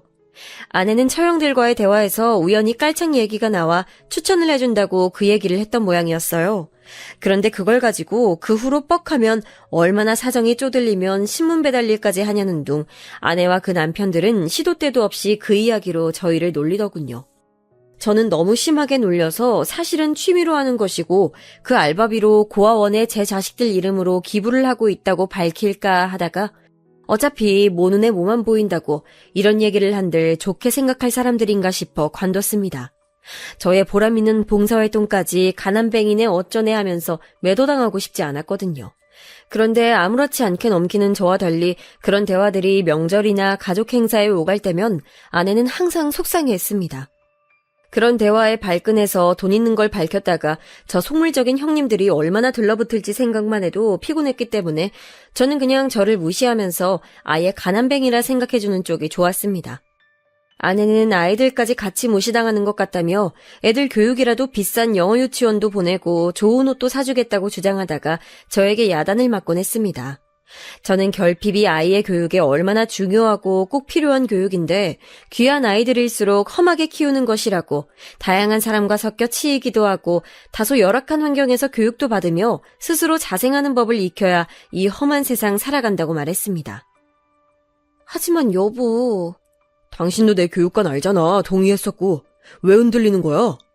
그게 언니들이 하도... 언니들 말이 아니고 우리가 생각했던 대로 하면 되지. 언니들 말대로 따라가서 실속 없이 키우면 애들 아무것도 모르는 팔푼이 될 거야, 당신. 그걸 바래? 아니, 당연히 아니지. 알았어요. 나도 모르게 헛말이 나왔어. 당신 부모님 얘기 나도 동의하고 있어. 네, 저희 부모님이 저에게 누누이 했던 얘기였어요. 우리가 늙어 죽을 때쯤 지금도 불어가고 있는 막대한 재산을 결국 아이들이 혼자 똑바로 관리할 수 있어야 하는데 지금부터 아이들이 스스로 부자라는 것을 알고 뽐내며 실속 없이 살게 해서는 안 된다고 저는 아내에게 언니들 따로 만날 때도 절대 돈 있는 티 내지 말라고 신신당부를 했습니다. 그래서 아내는 물건을 사더라도 질이 좋지만 브랜드 티가 많이 나지 않는 것을 샀고 최대한 수수하게 하고 다녔죠. 차도 국산 소형차를 끌고 다녔습니다.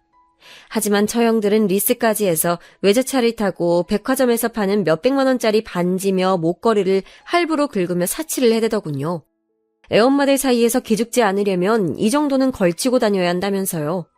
이제는 서로 걸치고 있는 것만 봐도 수준이 맞는지 안 맞는지 안다고 그런 게 안 맞으면 돈 쓰기 불편해서 같이 놀기 힘들다나 뭐라나 말도 안 되는 된장녀 같은 소리를 짓거리면서요. 근데 그런 얘기를 들으면 아내는 속이 상하는지 집에 와서는 잘 먹지도 못하는 술을 꼭 한 잔씩 하고 넋두리를 하는 것이었습니다.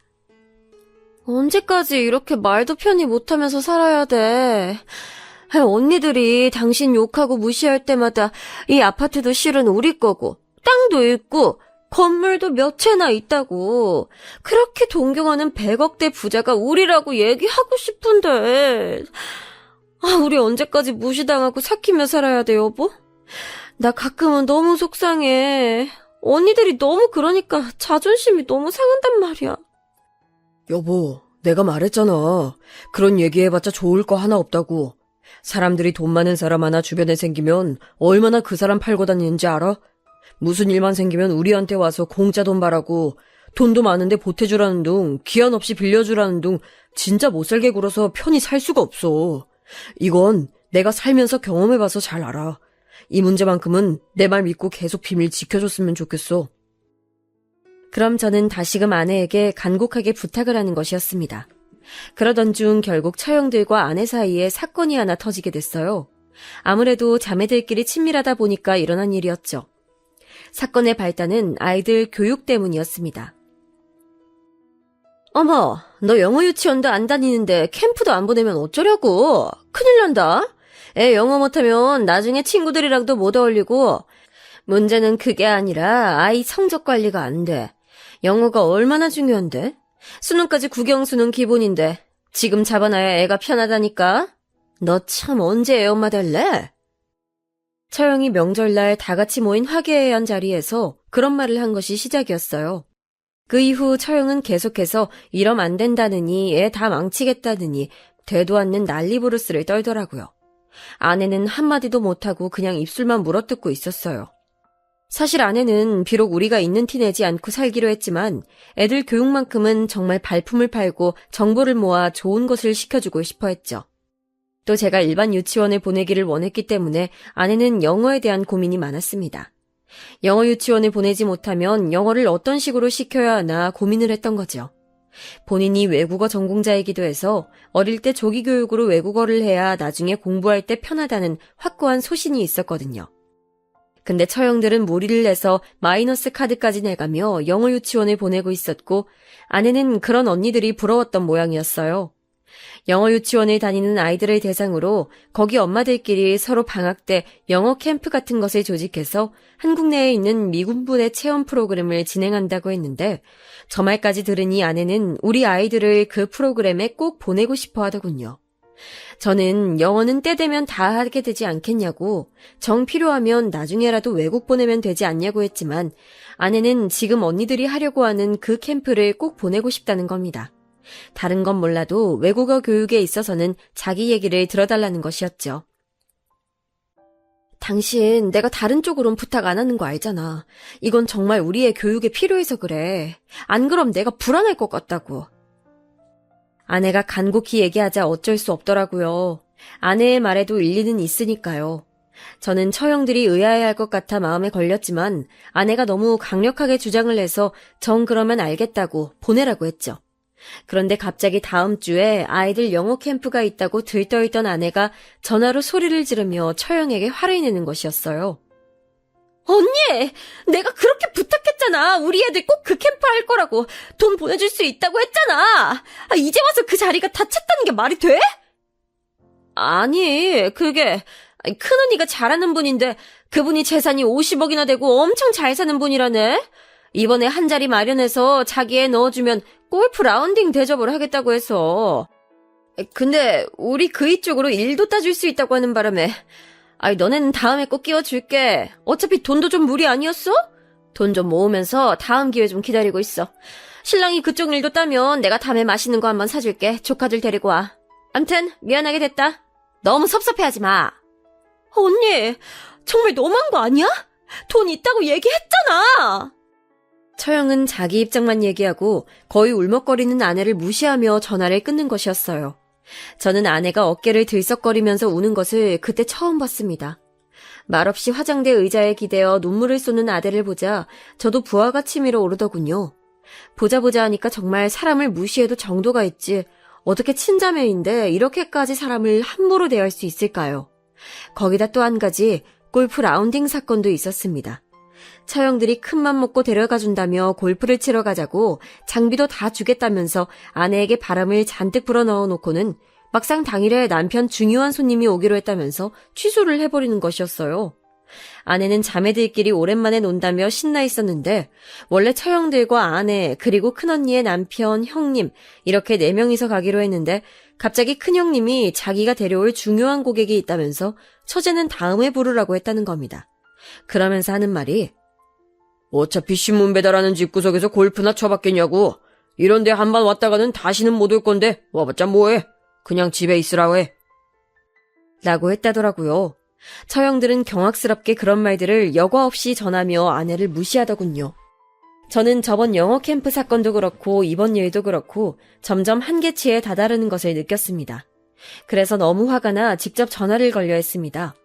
근데 마침 장모님이 저녁을 한 끼 하자고 가족을 부르셨고 가족들 다 있는 자리에서 말을 하는 게 낫겠다 싶어 묵묵히 참고 기다렸죠. 근데 여기서 저는 또 한 번 경악하고 말았습니다. 장모님이 저녁을 먹고 다과상을 내왔을 때 제가 먼저 저번에 있었던 골프 라운딩이를 조심스레 끄집어내게 됐어요. 아내한테 들었는데 속상한 일이 있었다고 하더라고요. 앞으로 그런 일은 없었으면 좋겠습니다. 갑자기 취소하면 사람 마음이 그렇잖아요. 거기다 형님이 덧붙인 말까지. 어머, 아니 뭐 그런 거 가지고 그래요? 제가 말했잖아요. 어쩔 수 없는 사정이 있었다고. 그리고 그이가 한 말이 뭐 틀렸나요? 언니! 처형은 기어코 형님이 한 말이 뭐가 틀렸냐면서 골프 한번 쳐봤자 그걸로 끝일 텐데 그 돈이 어디서 날 거며 골프 치는데 돈이 얼마나 드는지 아냐며 한껏 비웃더라고요. 아내가 벌컥 소리를 지르며 영어 유치원 얘기까지 꺼내자 그것도 어쩔 수 없었다며 상황 핑계를 대더군요. 그저 자기들 위신과 체면이 가장 중요했던 것이면서 물질적인 것밖에 모르는 사람들이 이렇게 뻔뻔하게 나오니 저도 점차 부하가 치밀어 오르기 시작했어요. 그런데 그때 조용히 얘기를 듣던 장모님께서 저 씀씀이가 다른 집안이니 이런 문제가 생기는 걸세. 자네가 이해해주게. 너도 속상해하지 말고. 아, 자네가 신문 배달 아르바이트 같은 거 하지 않도록 잘 먹고 잘 살았으면 이런 문제가 생기겠나? 솔직히 말해서 우리 딸이 이런 고생하는 것도 다 자네 때문인데. 영어 유치원이고 뭐고 원래 돈이 없으면 삶이 퍽퍽해지는 거야. 애 인생도 고단해지는 거고. 그러면서 장모님은 제가 능력이 없어 승진도 못하고 자기에게 했던 약속과 달리 잘 살고 있지 못하는 형편을 탁 꼬집으며 다 제 탓이라고 하더군요. 결국 마지막 화살은 제게로 돌아왔습니다. 내 능력 탓, 우리 집안 탓, 세상 탓. 이 집안의 모두가 저를 그렇게 무능력하고 돈도 없는 버러지로 바라보고 있었고 거짓 취급을 하고 있었어요. 거기다 큰형님은 이렇게 말하더라고요. 자네가 사는 세상과 우리가 사는 세상이 다르니 그냥 이해하라면서요. 억울하면 성공해야 하지 않겠냐면서 껄껄 웃는데 정말 속이 역했어요. 아내는 울기 직전이었고 전 피가 나올 정도로 입술을 꾹 깨물었습니다. 그런데 작은 형님이 아니지, 성공은 무슨 다시 태어나야 가능하지. 어차피 이 배경이라는 게 내 능력만으론 한계가 있는 거거든. 배경이 뒷받침돼줘야 능력도 인정받을 수 있는 거야. 안 그래? 하며 마지막 쐐기를 박는데 이때 전 느꼈습니다. 이젠 참지 말고 제가 나서야 한다는 것을요. 이제껏 정체를 밝히지 않았던 제 소신을 한 번쯤 접고 아내의 자존심을 위해서 나서기로 했습니다. 그리고 역대급 복수극이 시작됐습니다. 제 주변의 국민학교부터 집안끼리 잘 아는 친한 친구 중에 공부를 잘해서 의대를 간 친구가 있었어요. 이 친구가 형편이 좀 힘들어서 아버지가 의대 학비도 지원해 주시고 그랬었죠. 고3 때 의대를 붙고 등록금이 없다고 저희 집에 놀러와서 하는 얘기를 아버지가 들으시고 당시 3년치 등록금을 한 번에 지원해 주신 적이 있었습니다. 나머지 등록금은 3년간 학교 열심히 다니며 아르바이트해서 스스로 마련해보라는 말과 함께요. 이 돈을 빌려주는 것이 아니고 투자를 하는 것이니 사회에 공헌하는 좋은 의사가 되라는 말씀을 하셨었죠. 그 후로 제 친구는 저희 부모님을 은인으로 모시며 저희 집 일이라면 언제든 발벗고 나서는 저의 최고 친한 친구가 됐습니다. 그렇게 의대를 졸업한 친구는 강남에 있는 유명한 피부과를 가더니 거기서 큰 돈을 벌고 자산가 아내를 만나 우리가 사는 지역에 큰 병원을 개원했어요. 저는 힘들게 살았던 친구가 형편이 좋아지는 것이 너무 기뻐 항상 친구를 격려해주고 안부를 전하여 지냈었죠. 그리고 마침 아내의 처형들이 잘하는 피부과를 찾는다고 해서 저는 아내에게 제 친구네 병원으로 가라고 했습니다. 아내가 의사 친구가 있는 걸 밝혀도 되냐고 놀라더군요. 그래서 저는 웃으며 아내에게 이번에 한번 제대로 그동안 무시당한 한을 풀고 오라고 했죠. 가서 사모님 대접받으며 실컷 뽐내고 오라고요. 저랑 그냥 어릴 때 친구라 잘 안다고 하면 될 거라고요. 그렇게 아내는 처형들과 피부과를 갔습니다. 어머, 얘 막내야. 여기 병원 예약이 지금 몇 달째 밀려서 난 전화해도 예약도 안 되던데? 너 어떻게 예약 잡았어? 그러게. 나도 여기 원장이 그렇게 잘한다고 소문만 들었지. 예약 성공한 적이 없어서 오늘 처음 와봐, 언니. 군뱅이도 그러는 재주가 있다더니 우리 막내도 가끔 쓸모가 있네? 아, 우리 신랑하고 여기 원장님이 좀 아는 분이셔. 뭐? 신문 배달이 나는 너네 신랑하고 여기 원장님이 어떻게 하셔? 와, 세상 좁다더니 신기한 인연이네. 처형들은 신기한 인연이라며 처음엔 막 비웃고 저들끼리 웃고 떠들었답니다. 그리고 아내는 그때까진 숨죽여 화를 꾹 참고 있었고요. 안녕하세요. 처음 뵙겠습니다. 어머, 대표 원장님이시죠? 너무 미남이시다. 세상에 피부 좋으신 것 봐. 원장님, 오늘 저희 피부도 백옥처럼 만들어 주시는 거죠? 그러다 처형들은 제 친구가 등장하자마자 호들갑을 떨었다고 하더라고요. 제 친구는 사전에 저에게 들은 이야기가 있어서 침착하게 말했다고 합니다. 원하시는 모든 치료 서비스 전부 무료로 해드리겠습니다. 제 불알 친구 아내분이 와 계시니까요. 원하시는 거 다 말씀해주세요. 재수씨, 제 친구 요즘 잘 있습니까? 저녁 함께 하자니까 이 자식이 신문 배달한다고 저랑 만나주질 않아서 제가 진짜 속상해 죽겠어요. 저 좀 한 번만 만나달라고 재수씨가 말씀 좀 해주시면 안 될까요? 처형들은 순간 무슨 소리를 들은 건지 어안이 벙벙했다고 하더군요. 신문 배달이나 하는 사람이 어떻게 원장과 일이 각별한 건지 신기했겠죠. 아내는 웃으며 말했다고 합니다. 우리 그이가 좀 자기 생활 패턴이 깨지는 걸 싫어해서요. 신문 배달이 요즘 재밌나 봐요. 제가 다음에 자리 한번 마련할게요. 걱정 마세요. 오늘은 우리 언니들 잘 부탁드려요. 아참, 저희 둘째 언니네 세무사에 일도 맡겨보신다고요? 아, 네. 친구놈한테 듣자니 세무사시라고 해서 좀 맡겨볼까 해요. 언제 자리 한번 마련해 주시겠습니까? 여기 언니분들도 다 같이 식사도 하면서 세금 문제도 좀 여쭤보면 좋겠는데요. 지금 하고 있는 데서 옮겨보려고 하거든요. 둘째 처형은 눈이 반짝 뜨였겠죠. 이렇게 큰 유명병원에 일을 따낼 수 있다면 정말 큰 건이니까요. 그렇게 제 친구 때문에 저는 한동안 집안 행사 때도 항상 우리 부부를 무시하며 자기들끼리만 말을 섞던 형님들과 오랜만에 식사를 하게 됐습니다. 이때까지만 해도 자신들이 그렇게 우러러보는 의사인 제 친구와 제가 어떤 관계인지 미심쩍어 하는 반응이더라고요. 저는 점점 더 재밌어졌어요. 저 속물들이 과연 어떤 반응을 보일지 나중에는 아내와 상관없이 저도 살짝 기대가 되더군요. 약속 장소는 일식집으로 우리 부부는 즐거운 마음을 안고 도착했습니다. 아내도 저번 피부과에서 언니들이 놀라워하고 주눅들어하는 것이 통쾌했다면서 콧노래를 부르더군요. 드르륵 도착해서 문을 열자 큰 처형네 부부와 둘째 처형네 부부가 벌써 와 있더군요.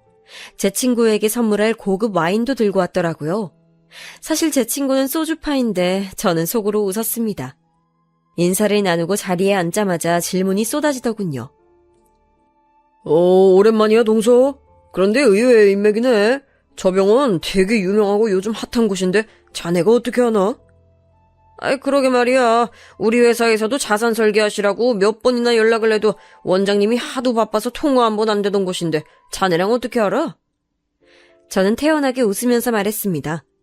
아, 어릴 때부터 저를 많이 도와준 친구예요. 요즘 저 신문 배달하는 것도 도와주고 참 좋은 친구죠. 사람 형편 따라 가리지 않고 항상 잘해준답니다. 와, 역시 진짜 귀족이구만. 자네같이 없는 사람과 친구를 내주다니 인품이 대단하신 분이야. 잘 모시게. 나이가 같다고 다 친구가 아니지. 형님으로 모시며 우러러봐야겠구먼. 그나저나 참 특이하시네. 아무리 어렸을 때 친구라도 자네같이 아무것도 없는 사람 볼 게 뭐가 있다고 인연을 유지하다니. 이놈의 형님들은 아직도 정신을 못 차리고 저를 하대하고 깔보더라고요. 그러던 순간 제 친구가 들어왔습니다. 저와 아내가 좋아하는 애플망고를 가득 싸서 아내와 함께였더라고요. 친구의 옷차림은 근사했습니다. 백화점 명품관을 그대로 옮겨놓은 듯 했죠. 그런데 관심 없는 제가 보기에도 부티가 줄줄 흐르더군요. 친구의 아내 역시 머리끝부터 발끝까지 윤기가 반지르르한 자켓에 다이아가 번쩍이는 목걸이며 미용실에 다녀왔음이 분명한 헤어스타일에 화장까지 서비스를 받고 온 듯 했습니다. 저는 친구가 제 부탁으로 나름 컨셉을 잡았나 보다 생각하며 속으로 웃었죠. 평소보다 차림새가 퍽이나 요란했거든요. 화려한 제 친구 부부의 등장에 형님들과 처형은 정신을 못 차리더군요. 호들갑을 떨며 일어서더니 외투를 받아준다는 둥, 추가 주문을 해야 하니 직원을 부른다는 둥, 무슨 왕과 왕비마마 대하듯이 부산을 떨었습니다. 친구의 아내는 자리에 앉자마자 제 아내의 손을 꼭 잡고 인사를 하더군요. 언니, 너무 보고 싶었어요. 제가 연락드려도 연락도 잘 안 되시고 그렇게 커피 한 잔만 하자니까 뭐가 그렇게 바쁘세요. 아유, 못 본 사이 더 어려지셨네요. 아니, 그냥 애 키우느라 바빴지 뭐. 다음에 꼭 커피 한 잔 해요. 아, 여기는 우리 친언니들. 생각지 못한 의사 사모님의 애교에 처형들은 당황하다 못해 멍해 보이는 눈빛이었습니다. 거기다 이어지는 말엔 더 정신을 못 차렸어요. 안녕하세요. 처음 뵙겠습니다. 근데 친자매인데 좀 안 닮으셨네요? 네? 아니, 제가 좋아하는 우란이는 이렇게 안 꾸며도 부잣집 사모님다운 귀티가 흐르잖아요. 어떻게 자매인데 한 명만 귀티가 나지? 신기하네요. 아니, 그게 무슨... 제 동생은 신랑이 부업으로 신문 배달을 할 정도로 가난한데 사모님이 뭘 잘못하시는 거 아니에요? 귀티라고요? 그 말을 듣던 제 친구가 픽 하고 웃음을 흘리더군요. 부업이요? 아하하, 제 친구가 그랬어요. 먹고 살기 힘들어서 신문 배달을 부업으로 한다고요? 말을 마치고도 한참을 친구는 배를 잡고 웃는 것이었어요. 그러면서 제 어깨를 탁탁 치더군요. 아이고, 이 웃긴 자식아. 내가 좀 그러지 좀 말랬지, 어? 있는 티 좀 내고 살라니까. 골 때린 놈. 저는 그저 말없이 빙그레 웃었습니다. 형님들과 처형들은 어리둥절해서 회를 먹다 말고 젓가락이 공중에 멈췄다고. 제 친구는 진정한 뒤 간신히 말을 이어가더군요. 아, 저기 세무사 하신다고 그랬죠? 이 친구가 일 안 맡기던가요? 예? 몰라요? 이 친구 재산이 저보다 더 많아요. 예전에 100억이었으니 지금은 몇백억 될 수도 있는데 진짜 모르세요? 아니 그게 무슨 말이야? 동서가 100? 아니 몇백억이 있다고? 순간 저는 우리를 둘러싼 모든 시간의 흐름이 멈추는 것 같은 신기한 경험을 했습니다. 말 그대로 내 사람은 그대로 멈춰서 움직이질 않았거든요. 제 친구는 그렇게 시원하게 제 정체를 까발려 버리더군요.